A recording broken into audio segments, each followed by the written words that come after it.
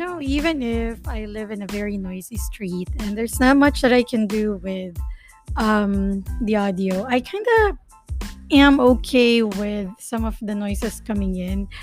Um, Maybe later on I'll just do a little bit of editing just to clean out certain things, but I'm fine with you hearing what's on the background. And anyway, when we do video calls, these are the things that are inevitable and makes us more human in a way because we live in an actual world. Well, anyway, welcome to the second part of our three-part series on romantic love, which is Eros. And before we begin, I would just like to ask, have you ever been in love? Hmm. Think about it before we go to the next part. And more importantly, are you afraid of falling in love? Let's see. Okay. My name is Lee, and today we are decapitating how does romantic love progress and where does it lead to? Okay, this is the Decapitated Thoughts and part 2 of the Eras series.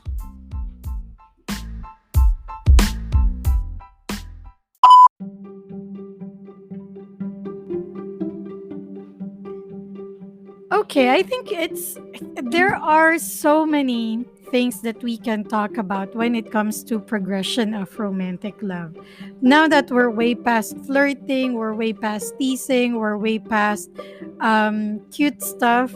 This is the part where we take note and see if our expectations are being played out. But the thing is, expectation.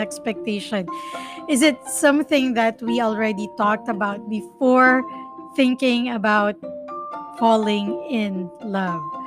So I asked you a while back, have you ever been in love? Now, I spend a lot of time on dating apps and no shame on that because I just really like talking to people. And sometimes I even switch it to meet girls because I just really wanted to talk. Um and then you ask people the question if they've been in love.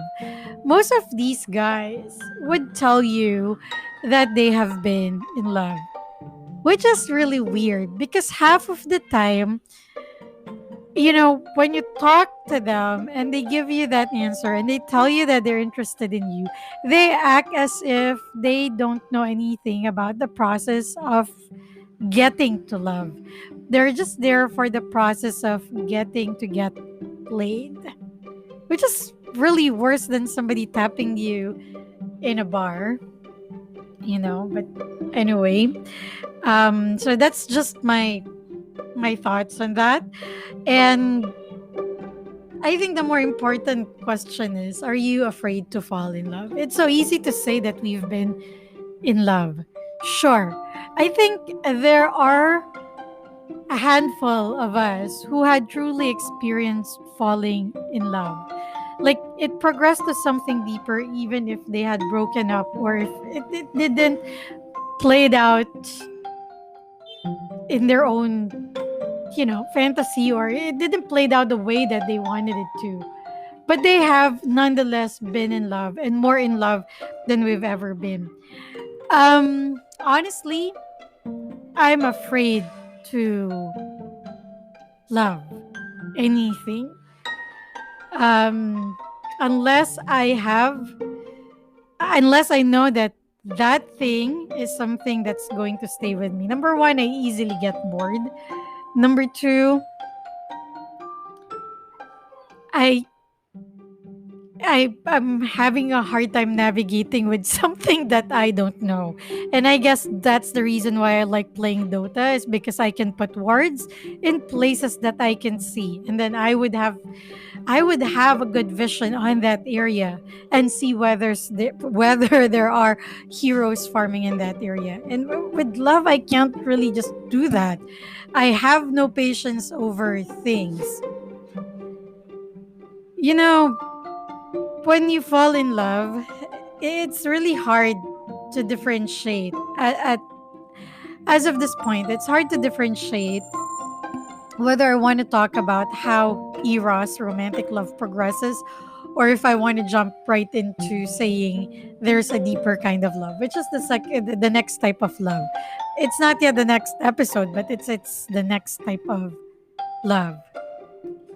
I did a lot of research online, and the internet suggests that when you're in love, you feel a lot of different things like jealousy, possessiveness, overthinking, empathy, and excitement. Jealousy, possessiveness, and overthinking in such a way that we don't want to invalidate any feelings. But if it's baseless, of course, it's something not positive. But in this case, when you say jealousy, possessiveness, and overthinking, these are healthy in little amount. When you have a little bit of jealousy, possessiveness, and overthinking. And of course, it has been suggested that if you're in love, you have more empathy towards the other person and you feel this excitement all the time. With with romantic love, I think that's exactly what you feel. That's exactly what you go through. But as it grows deeper and deeper, then you will be able to understand that it's really more than that. It's being able to overcome your own fears, and it's also being able to overcome hurting. Like, it doesn't really matter if you're gonna hurt in the end, you know? Or it will also overcome selfishness in such a way that you will be giving and compromising with the other person. But how do you go there? How do you go from jealousy, possessiveness, and overthinking? Does it always lead to a deeper kind of love, or does it fade away later on? Okay, so in season one, we talk about how jealousy can be a little bit healthy for your relationship, and so is possessiveness and overthinking. They might be able to do something good for your relationship. I mean, people who overthinks, these probably are people who are very strategic in the way that they do things. So they would, since they overthink a lot, it can be one of two things. They have a plan B of what if something happens, what if everything falls apart, what am I going to do? Or it can be another thing. I can be a drama queen and be dramatic about it. And as you can hear, I am very, I guess, biased with the way that I see things, because I usually would have a plan B. And that's really bad, really, because it hasn't even started yet. Not that I don't trust, well, I guess I don't trust the process. It hasn't even started yet. And I'm already thinking of 101 ways how it will end. That leads me to overthinking a lot. Is it the same for you? I mean, it's really the high time that you admit these kinds of things, because there's really no point in telling everyone that you're like this when you're not. At least when we're the only ones talking, stranger, you get to admit things that you can't tell your friends. You get to realize things, and you're giving yourself a chance to change these things. Again, change will not come if you don't know that there's something wrong with the way that we do things. Jealousy is good. If you have a teeny tiny amount of it, it's good because it tells you that you don't want to let go of this person. You want to be with this person. It only becomes really negative when you don't talk about it. When you don't tell the other person that I have a tendency to be very, very jealous. So recently, I've been asking people that question, are you the jealous type? But weirdly enough, this is what I find out. Everybody would just say that they're not. We are all a bit jealous.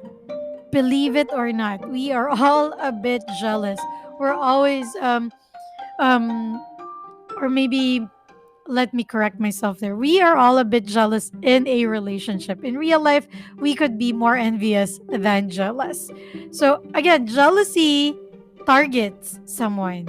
Envy in general is that you're feeling like somebody does not, or you deserve something better than everybody else. It doesn't have to be targeting someone, and it could be you're jealous, or sorry, not jealous. You're envious of a situation that you're not in, but you're jealous of that person for being in that particular situation.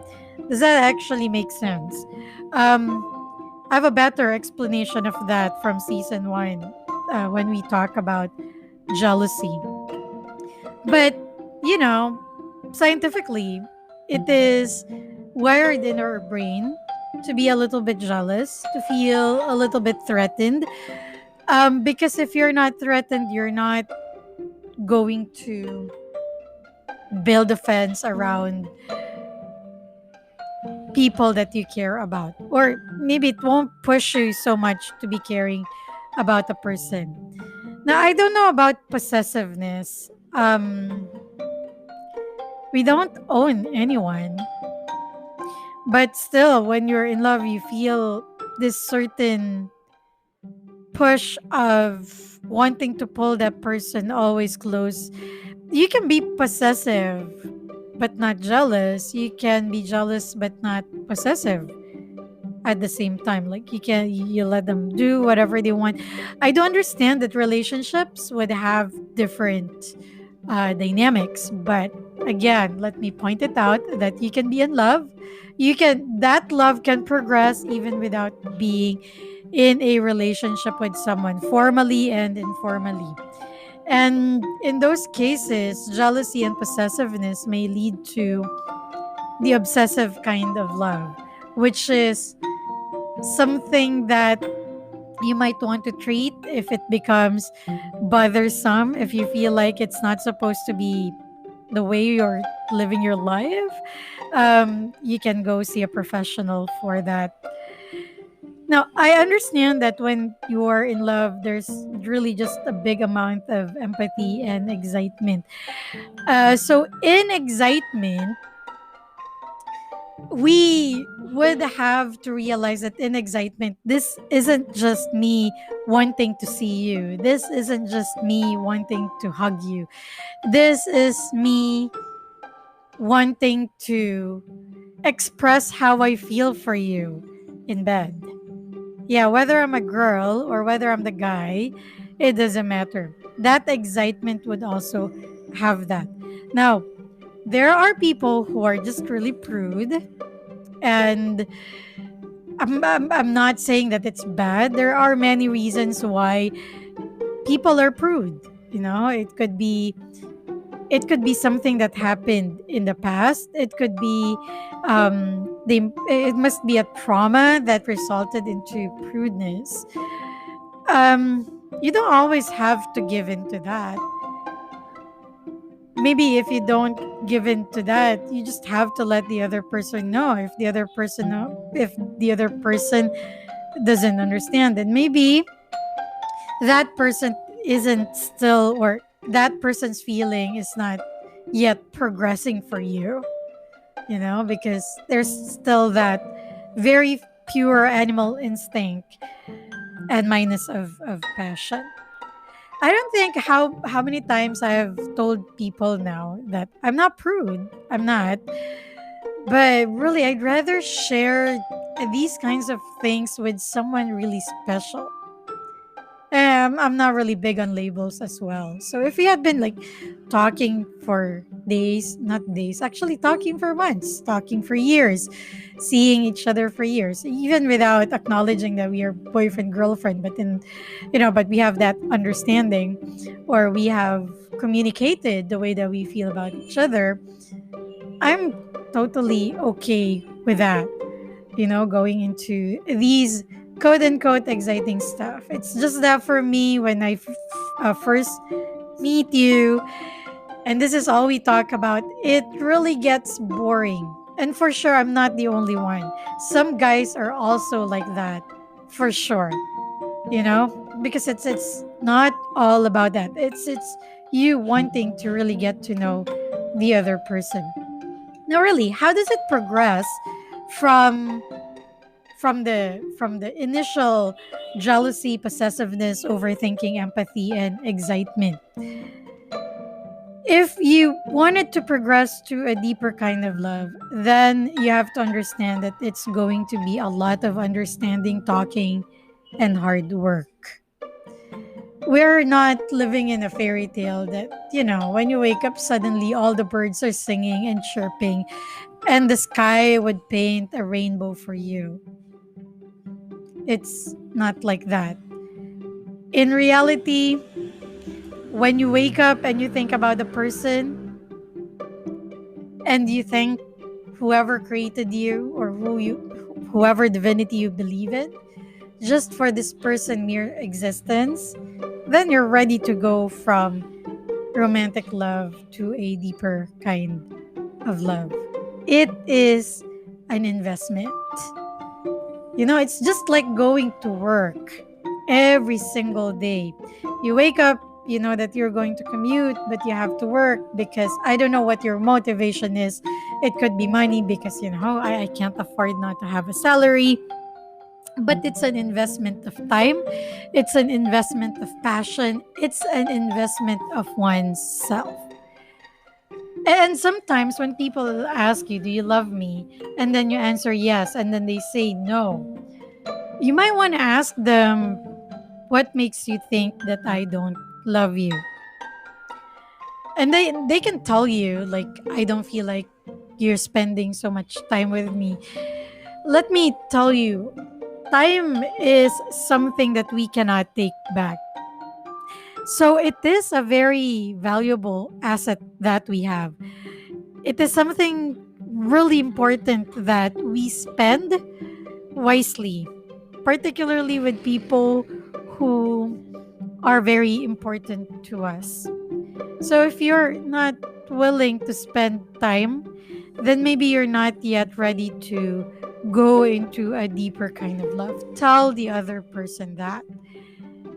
When we talk about love, don't just limit yourself with romantic love.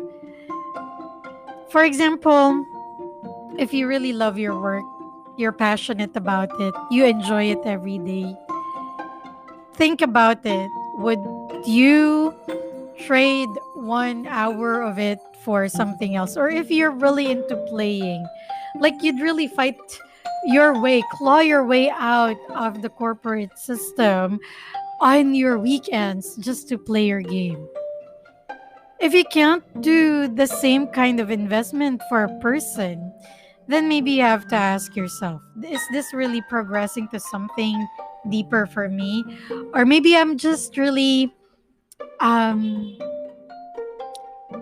I am just, I just really want this person to be with me because of other personal reasons. Maybe I'm afraid that I won't find anybody else, or maybe because I've just gotten used to this person being with me all the time, or maybe I have depended all of my happiness, all of my emotions to this person. You have to think about it if you're not yet ready, because it's really unfair for the other person who's willing to invest. And I'm not going to use the word sacrifice, but just really invest. And then there's communication.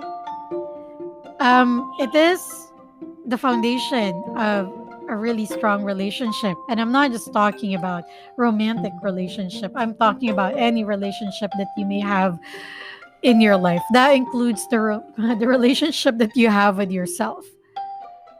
It's communication. It's being able to say what you want to say, and it's being able to be honest with what you want to say or express, or be honest about what you feel.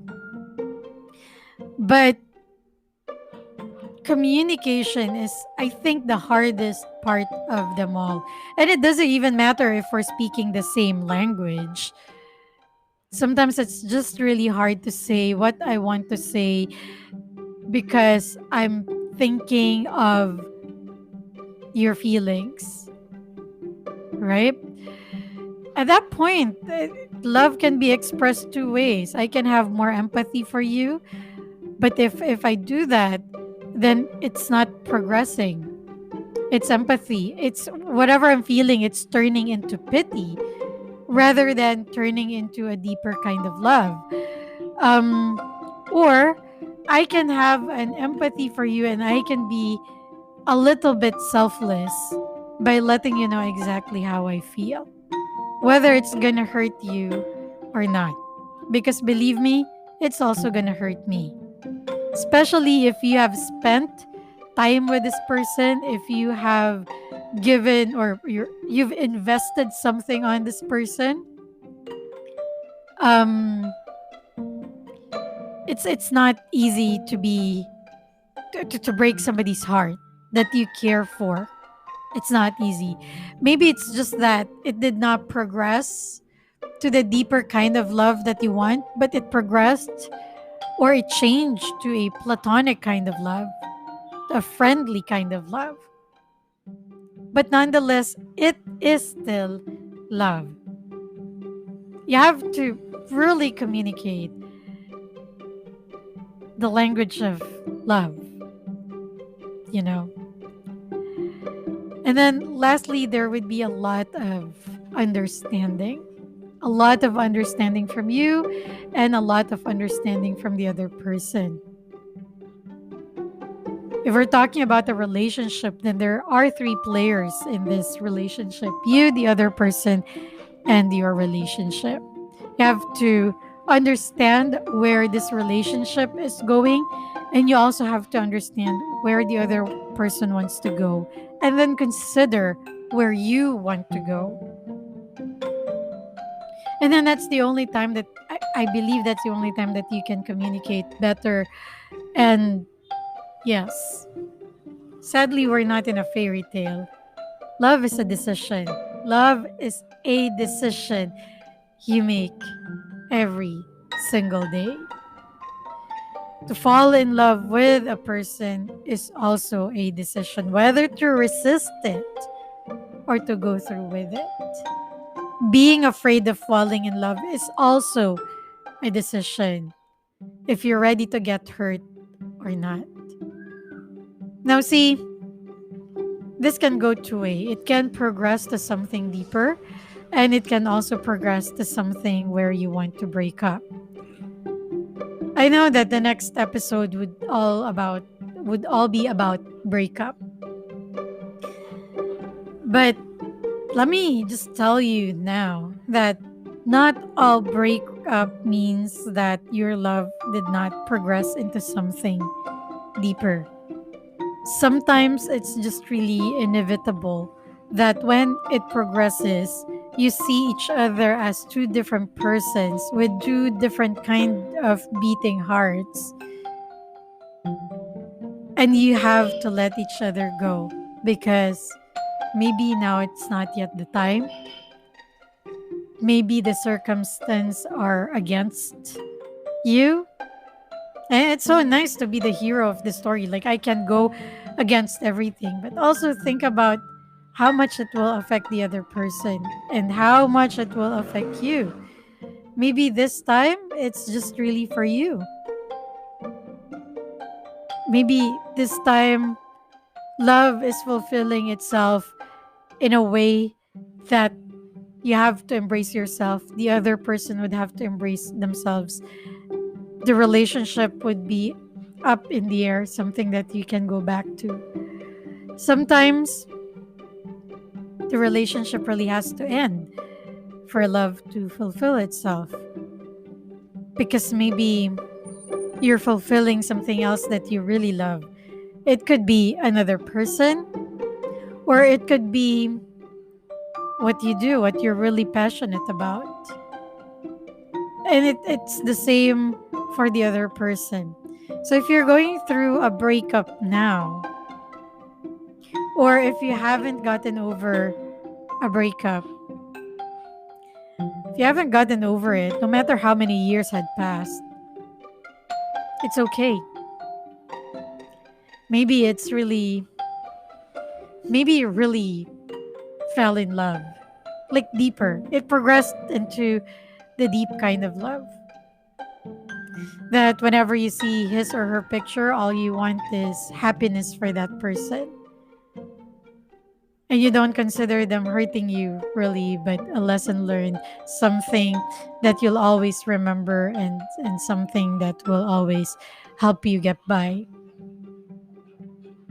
So it only means that love fulfilled itself for you. We can't say for sure for the other person if that's the case, but we would constantly hope that the other person would have also felt that. Well, some of them would just really end up in breakups because they never really progressed into anything. Like, for example, they progressed into something, but they progressed into something worse. Like, for example, jealousy, possessiveness, and overthinking. It became obsessive, you know? So, of course, that's a reason to break up, right? Or that person had become very jealous that they become very suspicious of everybody else in your life. Like, even if you're not investing in a romantic relationship, like even just friendly relationship, familial relationship, the other person would get jealous of your mom, jealous of your brother, jealous of your cousin, I don't know. And they can't understand that it's a different kind of love from the love that you're giving them. Of course, it means that it's not progressing. It's actually going backwards.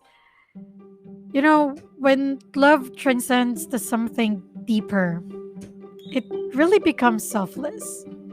You start understanding that passage from the Bible that I read from the previous episode. You start understanding why love doesn't have any pride, why love isn't selfish, and why love is inclusive, not exclusive. Because if you're happy with one thing and you're passionate about with one thing, you want to preach about it. Come on, you want to celebrate it. You want other people to feel it as well. That's when you know that you're progressing to something deeper. If you're becoming inclusive, like, no, no, no, no, no, no, it's me and only me, and this person is slowly becoming your world, that's obsession. That's not love. And we ask on the last episode how you start. Because usually, if it's a deep infatuation, that's the path that it takes. If you're in love with love, you're less likely to be empathetic about the other person. You're just excited and happy. You can be as passionate as you can be when you two get it on the bed, but not very much jealous of anyone, not very much possessive of the other person. So sometimes people, your partner would come up to you and tell you you don't love me, and in your head, no, no, no, no, I love you. But really, one of the reasons why they can feel that is because you're in love with love. You're satisfied that there's someone with you. You're satisfied that there's love, that there's something that you call love, that there's someone that you can talk to on the phone and say, okay, bye, love you. And what's sad about these kinds of start is that when it ends, that's when you usually realize that you're so slowly falling in love with the person. As opposed to if you give your chance to fall in love with a person, like really get to know the person, invest in the person, communicate what you need, what you want, and start this relationship with understanding. That's when you truly feel that both of you would be progressing and not just one of you. Maybe not at the same time, but both of you will be progressing. Isn't that the kind of love we all want? Isn't that the fairy tale love? Well, actually, it's not fairy tale, it's real life. And I've seen a lot of couples in that position. It doesn't make me jealous, actually. It makes me want it too. It makes me want to say, I want that moment as well. You see how love is supposed to be inclusive, not exclusive. They don't flaunt it to you that we're doing better than every other couple. No, they don't. But what they tell you is this is what works for us. Maybe you can try it too. Because they're so passionate about it that they want others to know what has gone good with them. Not to brag, but to help. So I hope that you picked up something today. And on the next episode, we'll talk about breakups. We've all been there, we've all felt that. And I think that one would be a lengthy um, recording.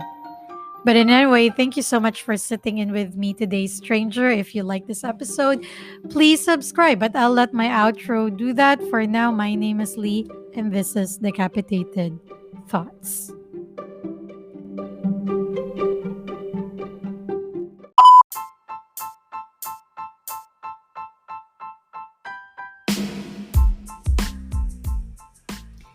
Hey there, stranger. Do you agree with what we have talked about today? Did you learn anything? Do you have a friend who might need this advice? Hmm, if you agree to all of those, don't miss an episode. Add this to your playlist and send this link to your friend. It was awesome having you today. Thank you so much for listening. My name is Lee, and this is Decapitated Thoughts.